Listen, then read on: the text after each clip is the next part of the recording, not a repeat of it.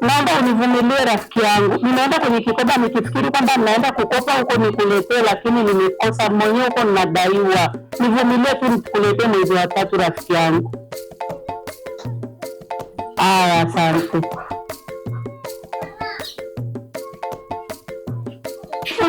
Hivi vikoba vitaniua. Si vikoba, si watu binafsi. Sasa nitafanyaje?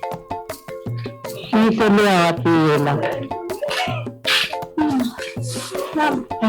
Najua shule inakaribia, sina shati la shule. Nitakununulia.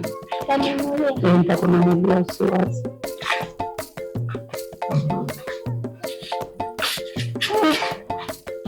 Mama, begi la shule limeisha. Begi la shule limeisha. Aya, tutaenda sokoni kununua.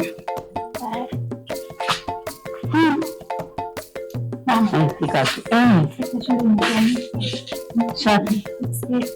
Sketi ya shule. Jamani. Sio juzi tu. Tutaenda kununua.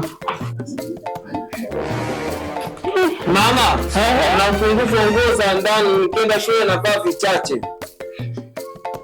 Wewe hapa dukani si tutaanza kununua? Mimi nataka ukaninunulie sasa hivi. Sasa hivi? Nitaenda wapi sasa hivi? Kesho sokoni.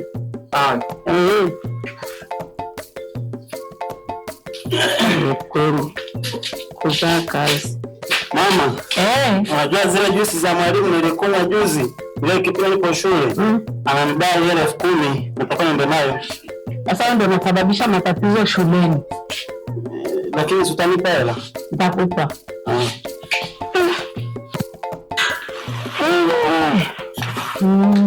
Mama, nakumbuka.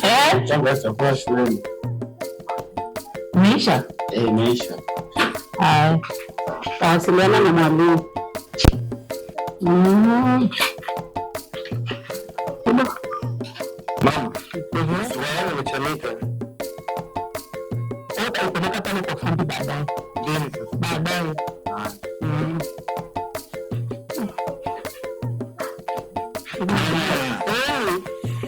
Mama, mimi nazalilika shule kweli. Kwa sababu gani?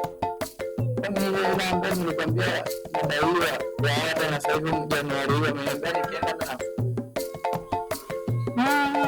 na nitaongea na mwalimu. Nitaongea kabla hujaondoka. Sawa. Wewe ndio sada kunyoa nitakugawia baadaye. Nitakugawia baadaye. Baadaye ni no.